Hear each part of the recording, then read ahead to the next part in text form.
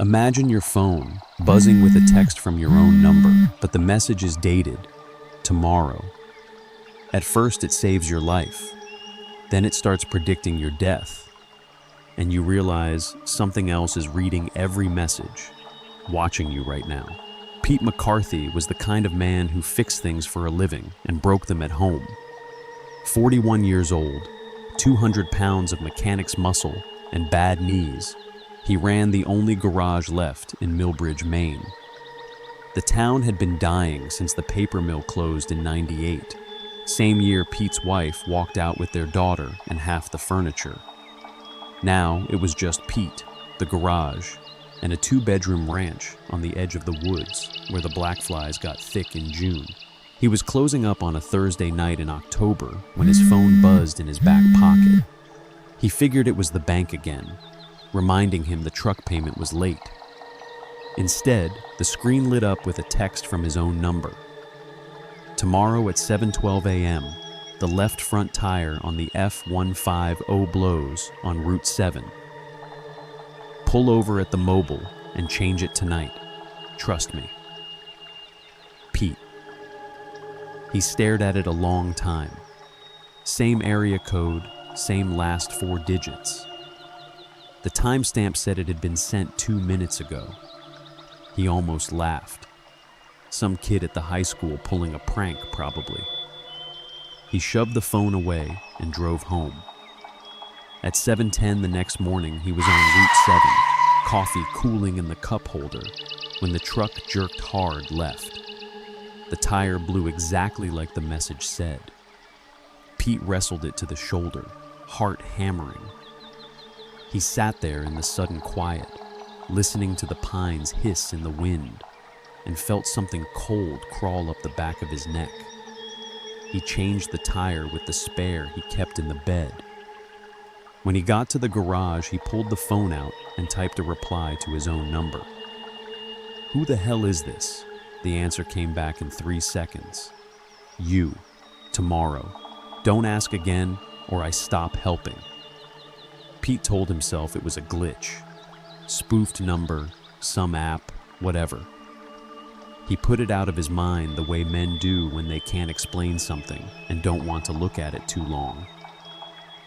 The next text came at lunch. "Don't buy the ham sandwich from the vending machine. The mayo's bad. Get the turkey instead. Pete." He was already reaching for the ham. He bought the turkey. That night, his stomach didn't twist itself into knots the way it usually did after vending machine food. By the end of the week, the messages had settled into a rhythm. Helpful things. Lottery numbers that paid $43. A reminder that the alternator on Mrs. Levesque's Buick was about to quit. Pete charged her double because he'd known in advance. Small, harmless edges. He started looking forward to the buzz in his pocket, the way other men look forward to a cold beer. Then the tone changed. "Linda's going to call you Saturday at 3:17. She'll say Tommy's sick. He isn't. Don't answer. Pete." Linda had been gone 6 years. Tommy was 12 now and lived with her in Bangor. Pete hadn't seen the boy since Labor Day. He stared at the text until the screen went dark, then left the phone face down on the kitchen table like it was something that might bite. Saturday at 3:16 his phone rang, Linda's name on the screen. He let it go to voicemail. She left a message, voice tight. "Pete, Tommy's running a fever. I think it's strep. Can you Venmo me for the copay?" He didn't answer. He didn't Venmo. He sat on the couch with the lights off and felt the house press in around him. The next message arrived Sunday morning while he was still in bed. "You should have answered. Tommy's fever spiked last night. He's in the ER. This is your fault. Pete." Pete drove to Bangor like a man chased by something he couldn't see. Tommy was fine. Mild flu. Already home. Linda met him in the driveway, eyes red. "What the hell, Pete? I needed you. He couldn't tell her, couldn't tell anybody. The messages stopped being helpful. Tonight at 11:40, the thing in the woods behind your house is going to come to the back door. Leave the porch light on. Don't open it. Don't look out the window. Pete. He left the light on. At 11:39, he killed every other light in the house and sat on the floor of the living room with his back against the couch, breathing through his mouth so he wouldn't make noise. He heard the soft scrape of something heavy dragging across the dead leaves. It stopped right outside the door. For a long minute, nothing moved. Then a single soft knock, 3 times, polite as a neighbor asking to borrow sugar.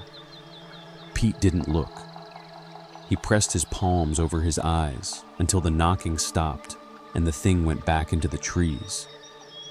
In the morning, the text was waiting. Good boy. Next time, it'll knock harder. Pete. He started typing replies, frantic. What are you? Why are you doing this? The answers came back patient and terrible. I'm you if you live. I'm trying to keep us both alive. Something's coming for the whole town, and it uses phones like doors. The more you listen, the longer you last. He asked for proof. The next text was a photo, his own kitchen, taken from the corner by the fridge. The clock on the microwave read 8:47 a.m., tomorrow morning. On the table lay a newspaper with tomorrow's date and a headline he couldn't quite read. Below the photo, one line. See? I'm still here. Are you? Pete smashed the phone against the countertop until the screen starred and the case split. He drove to the Verizon store in Augusta and bought a new one, new number, new everything. He felt lighter on the way home, like a man who'd cut off a gangrenous limb. That night, the new phone buzzed on his nightstand. Same area code, same last 4 digits he'd just been assigned. Nice try, Pete. He screamed then, a short, raw sound that didn't sound like him at all. The messages came faster after that. They told him when to leave work early so the garage roof wouldn't collapse on him in the storm. They told him not to open the letter from the bank because it contained a foreclosure notice that would make him drink again. They told him Tommy was going to run away next weekend and which highway he'd hitchhike on so Pete could be waiting. He followed every one. He had no choice anymore. On the last night of October, the final text arrived at 2:14 a.m. Tomorrow, the thing stops knocking. It comes inside. You can't stop it alone. Bring Tommy. The cellar door at the old mill will open for both of you. Tell him the truth. Tell him I'm sorry. Pete. Pete sat on the edge of the bed, the new phone glowing like a coal in his hands. He looked at the cracked screen of the old one lying on the dresser like a dead eye. Both phones were quiet now, waiting. He thought about Tommy's laugh, the one that still sounded like it did when the boy was 6. He thought about the scrape of whatever lived in the woods, patient as cancer. Pete stood up, put on his boots, and grabbed his keys. He didn't bother locking the door behind him. He already knew what would be waiting when he came back, if he came back. His phone buzzed one last time as he climbed into the truck. The text was short. See you soon. Pete. And somewhere in the dark between tomorrow and today, something that wore his face smiled. Pete drove into the night with both phones glowing in the passenger seat. One showing tomorrow, the other already bleeding into today. He never came home. 3 days later, the first new text appeared on a stranger's phone in Millbridge. It was from their own number. It said, "Your wife leaves the house at 8:47 tonight. Don't let her. She won't come back. You. And somewhere in the dark between tomorrow and today, something that still wore Pete's face smiled. If you want to know what happens when the echo reaches your phone, tell me in the comments, because it's already watching. See you tomorrow.